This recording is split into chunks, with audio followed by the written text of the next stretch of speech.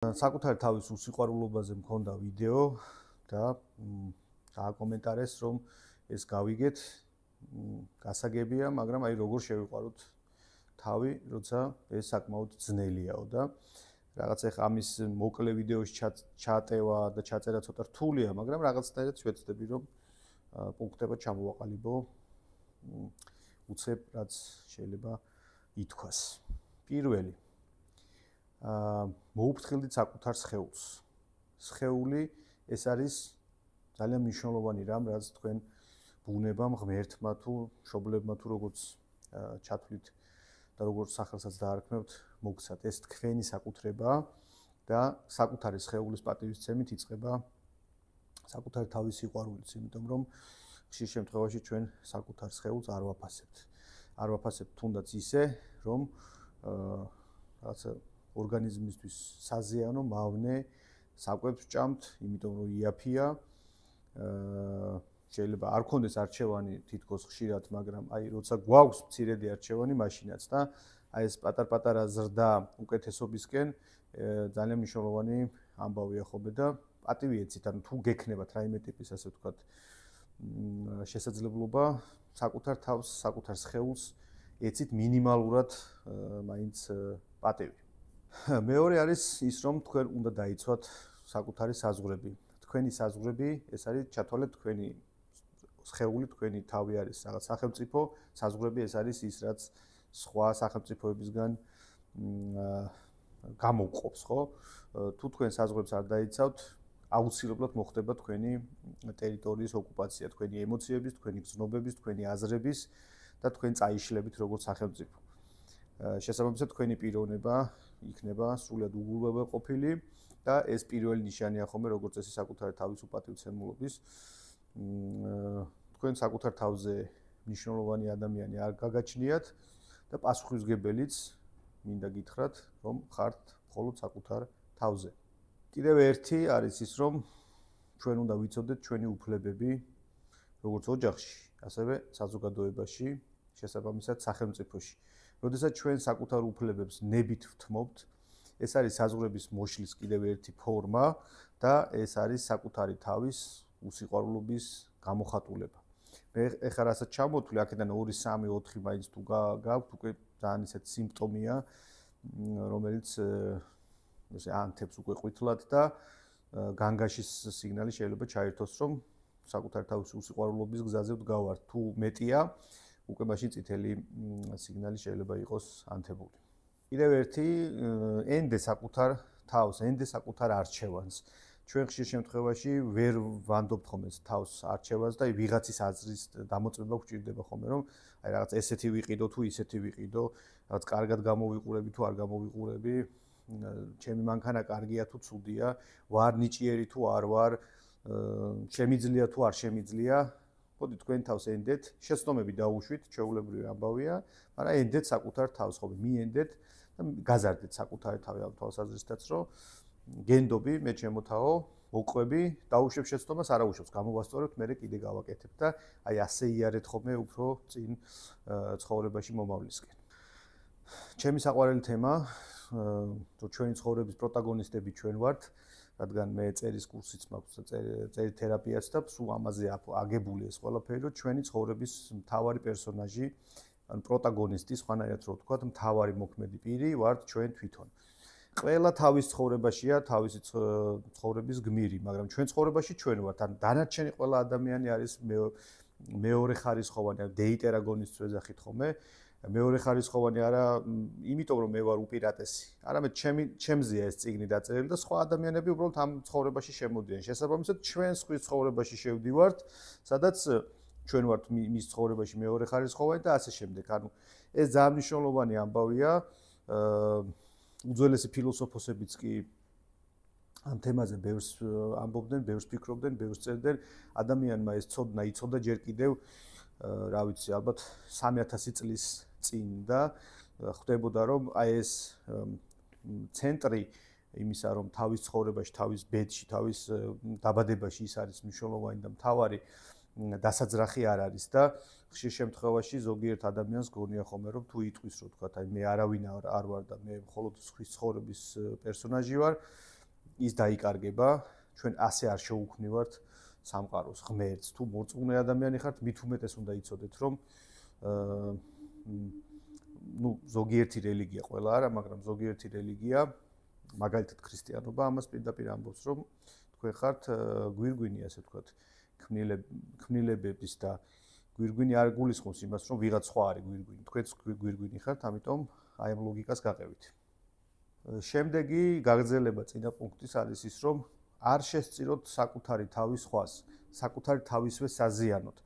მე ხა იმას არ ვამბობ, რომ გმირი არ უნდა გახდეს ადამიანი, შეიძლება მოხდეს ესეთი აქტი თითოეული ჩვენგანის ცხოვრებაში, როგორც მოხდა მაგალითად ჩვენი ეროვნული გმირის ანწუხელიძის შემთხვევაში, ხო, მან საკუთარი თავი შესწირა რაღაც დიადიდიას, მაგრამ ეს მისი არჩევანი იყო და ეს ჯერადი ასე ვთქვათ აქტი იყო. ჩვენ შემთხვევაში ჩვენ არ მოგვეთხოვება საკუთარი თავის შეწირვა სულ მუდმივად სხვებისთვის, აი მუდმივ პროცესში ჩვენი თავის საზიანოთ.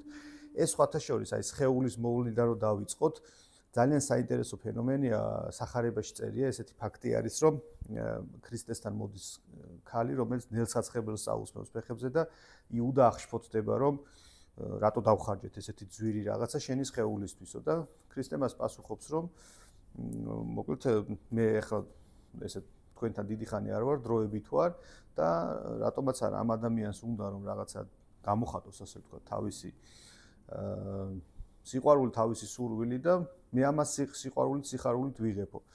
განასჭირდებოდა ის ნელსაცხებელი, ვთქვათ, მაგრამ ქრისტეს შემთხვევაშიც მან იცის, რომ რადგან ის სრული ადამიანია და სრული ღმერთია, იცის, რომ მან საკუთარ თავს პირველ რიგში ძალიან უნდა სცეს პატივი და სწორედ ამიტომაც არის მერე რომ ის ხდება განხთობილი, ის ხდება თვითონ ღმერთი და ის ხდება, ასე ვთქვათ, მაგალითი იმ რაღაც მილიონობით ადამიანისთვის, ვინც ქრისტიანობს აღიარებს და მიმდევარი არის.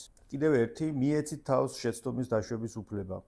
ჩვენ ხშირ შემთხვევაში საკუთარ თავს არ ვაძლევთ შეცდომის დაშვების უფლებას და ეს მერე მთელ ცხოვრებას გვიმწარებს ხოლმე.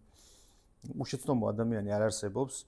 შეცდომებია ის, რაზეც ჩვენ ვიზრდებით და რაზეც ვსწავლობთ. ამიტომ ნუ განიკითხავთ საკუთარ თავს, ეცადეთ რომ მეორედ აღარ გააკეთოთ, მაგრამ დაშვებული შეცდომა ეს არ არის კატასტროფა. აი რაც არ უნდა დაგემართოთ, აი ყველაზე ცუდი რამაც რო გაგახსენდეთ ცხოვრებაში, აპატიეთ საკუთარ თავს. გამოუშვით ციხიდან მაგ თვალსაზრისით. და უფრო მაგარი იქნება, რომ მეორედ აღარ გააკეთოთ რა, ეცადეთ რომ აი ეს მეორედ აღარ დაუშვეთ შეცდომა. თუ მეორედაც გამოვა, თქვათ, რა ვიცი, აი წითელი ხაზი გაავლეთ და მესამედ აღარ გააკეთოთ, მაგრამ ნუ დაждით საკუთარ თავს, რადგან თუ ასე ჩაუდგებით კრიჭაში საკუთარ თავს, იცოდეთ, რომ პირიქით უფრო ხშირად შეიძლება გაიმეოროთ ეს შეცდომა. კიდევ ერთი, ჩვენ უმადურები ვართ ხოლმე იმისი, რაც გვაქვს, არ ვაფასებთ საკუთარ ნიჭს, არ ვაფასებთ შესაძლებლობებს, ვაუფასურებთ ეს პრობლემა, იყავით მადლიერი იმისი, რაც გაქვთ და განავითარეთ ის, ნუ გაჩერდებით და პირიქით იფიქრეთ, რომ უფრო მეტი შემიძლია გავაკეთო, მადლობა ამისთვის, რაც მაქვს, მაგრამ მოდი კიდევ უფრო უკეთეს გავაკეთებ და რა უნარიც არ უნდა გქონდეს, იყავით მადლიერი, იმიტომ რომ თქვენთვის შეიძლება არაფერს ნიშნავს. რაღაც მარტივი ნიჭი, უნარი, თქვა, თუნდაც ის, რომ შეგიძლიათ კარადა თვითონ ააწყოთ და შეიძლება ვიღაცისთვის ეს ძალიან დიდი პრობლემა და გაუგებარი ამბავი იყოს. ამიტომ ნუ რასოდეს საკუთარ თავს ნუ გააუფასურებთ. ზედმეტი ახტაცება შეიძლება არ იყოს საჭირო, მაგრამ რაც გაქვთ, იმითი იყავით მადლიერი. აჩუქეთ საკუთარ თავს საუკეთესო. მე ერთი შემთხვევა მახსენდება, ჩემი ნათესავი იყო ერთი ადამიანი და ძალიან ბევრი ვაშლი ჰქონდათ ხოლმე, აი უამრავი ვაშლი ჰქონდათ, ალბათ რა ვიცი, აი 100 კილოგრამი და მაგიდასთან რომ მოიტანდა ხოლმე, სულ მოიტანდა თითქმის აი დამპალ ვაშლებს და ერთხელ შვილმა უთხრა, რომ მოდი ერთხელ ჯანსაღი ვაშლი ვჭამოთო, ხო შეიძლება ამდენი ვაშლი გვაქვს და სულ დამპალს ვასაღებთ, რომ მე სანამ ამას ვასაღებთ ის ძველი უბრალოდ ის მეორე საღი ვაშლებით ლპება და მთელი ცხოვრება ვჭამთ ამ დამპალ ვაშლს და მინდა რომ ჯანსაღი ვაშლი ვჭამოთ ერთხელო და ამ კაცმა უკვე ძალიან შენიშვნა მისცა რომ არა ეგ შენ ადვილად არ მოგიპოვებია, ამიტომ უნდა ჭამო ეს დამპალი ვაშლი, იმიტომ რომ უნდა ასე ვთქვათ გავასაღოთ ეს გაფუჭებული ვაშლი. მე გირჩევდით რომ თქვენ ნუ შეჭამთ დამპალ ვაშლს თუ ეს ასე ვთქვათ ძალიან იძულებითი მდგომარეობა არ არის. ჭამეთ საღივაშლი, ჭამეთ კარგი ვაშლი, ჭამეთ თქვენ თავს მიეცით საუკეთესოს საშუალება ხა სხვას წაგლეჯავთ, მაგრამ თუ იმდენი ვაშლიდებს თქვა თუნდაც სუფრაზე გადატანით მნიშვნელობით ვამბობ, რა თქმა უნდა, ყველას გერგოთ თითო საღივაშლი, მაინც ჭიანს აიღებ და შეჭამთ, იმიტომ რომ რაღაცა თქვენ თავზე თქვენი თავი უკან დააყენოთ. და ზოგადად ეს იგავივით ამბავი შეგიძლიათ ცხოვრებაზეც გადაიტანოთ და ჭიანი ადამიანები მოიშოროთ თავიდან და საღი ადამიანები დაიტოვოთ გვერდით. პატივი ეცით თქვენს დროს. თქვენი დრო ეს თქვენი ცხოვრების ნაწილია. ჩვენი ცხოვრება ლიმიტირებულია, რაღაცა წუთებისგან შედგება, საათებისგან, დღეებისგან, წლებისგან. და როდესაც თქვენ დროს პატივს არ სცემთ და შეგიძლიათ მაგალითად რომ მეათით უკვე ელოდებოდე 1 საათი ვიღაც მეგობარს, რომელიც მუდმივად თურმე ესეთია და აგვიანებს, ეს არის თქვენი ცხოვრების გან მოჭრილი 2 საათი გადაგდებული. ეს თქვენი სიცოცხლეა, თქვენი ცხოვრება, ამიტომ აუცილებლად ეცით პატივი ამ ამბავს. საკუთარი თავის სხვათა შორის პატივისცემის ერთ-ერთი ამბავი არის ის, რომ უნდა იყოთ გულწრფელები და არ მოიტყუოთ. ტყუილი რაღაცნაირად ჩვენი თავის ძალიან დიდი უპატივცემულობაა. ფაქტობრივად ჩვენ ამ დროს ვდგებით რაღაც მეორე ხარისხოვან პოზიციაში, იმიტომ რომ ტყუილი გვჭირდება რაღაცის გადასაფარად. თუ თქვენ დაეჩვევით და მიაღწევთ იმ მდგომარეობას, რომ ტყუილს აღარ იტყვით ხოლმე, აი მაგალითად, როდესაც აგვიანებთ და ამბობთ, რომ საცობში ვიყავი პირობითად, შეგიძლიათ უბრალოდ არაფერი არ თქვათ და თქვათ, რომ დამაგვიანდა. უკაცრავად დამაგვიანდა. არ არის საჭირო ეხა რაღაცის ტყუილების დამატება, იმიტომ რომ ყველა შეხვედრაზე ყველა ამბობს, რომ საცობია და რადგან წინასწარ ვიცით, რომ საცობია, შეგვიძლია რომ გავითვალისწინოთ ხო ეს საცობის ამბავი. ამიტომ უბრალოდ შეგიძლიათ თქვათ, რომ დამაგვიანდა, აღარ არის საჭირო დამატებით ტყუილების თქვა. ეს თქვენი ცხოვრების ხარისხს გააუმჯობესებს, დამიჯერეთ. კიდევ ერთი, გრცხვენიათ ფულის აღების, თქვენი შრომის შესაბამისი საზღაურის აღების, რადგან ეს თქვენი ენერგიაა. ფული კონვერტირდება ენერგიაში. ენერგია თქვენი სიცოცხლის ნაწილია. თქვენ, როდესაც მუშაობთ, გეკუთვნით ხო რაღაცა იმის მიღების გრცხვენიათ და თავს ნუ დაიდანაშაულებთ ამის აღებაში. ამაზე ცალკე ვიდეოსაც ჩავწერთ, მე შეგიძლიათ ნახოთ. უბრალოდ იცოდეთ, რომ ესეც ერთგვარი, ესე ვთქვათ, პატივისცემა საკუთარი თავის, როდესაც შენი საზღაურის ღირსეულად მიღება შეგიძლია. და ბოლო ფოკუსირდით წარმატებაზე, მომავალს უყურეთ იმედით, მუდმივად, აი რაც ხდება თქვა ცხოვრებაში, ხო? ეცადეთ რომ უფრო მეტად შეამჩნიოთ ხოლმე წარმატება და ეძებოთ თქვენ ცხოვრებაში პოზიტიური რაც არის და ეძებოთ აი მომავალში რა შეიძლება იყოს დადებით, იმიტომ რომ თქვენი ტვინი რაზეც ფოკუსირდება, იმას მერე ითხოვს, ასე ვთქვათ, სამყაროსგან, ამიტომ ეს შეგიძლიათ ეს ტექნიკა კარგად გამოიყენოთ. უყურეთ მომავალს იმედი ყველაზე მაგარი რამაა, რაც ჩვენ გვაქვს ადამიანებს ბუნებრივად. ყველაფერი იქნება ძალიან კარგად. აი ცუდად რო იქნება, მაშინაც კარგად იქნება, იმიტომ რომ ვინც იცის ეს სქემა, ცუდი კარგი, როგორ მონაცვლეობს, ხო? მე საინტერესო ხდება ცხოვრება. იყურეთ მომავალში იმედით, გამოიწერეთ ჩვენი არხი, ფასკუნჯი გურამ ეგრელიშვილის წერის საავტორო სკოლა. გვადევნეთ თვალი, დაესწარით კურსებს, რომელიც აქ ტარდება ხოლმე სხვადასხვა მიმართულებით და რა ვიცი, ვიყოთ ერთმანეთთან კომუნიკაციაზე. მე ვეცდები, რომ კითხვებს ხშირად გავცე ხოლმე პასუხი.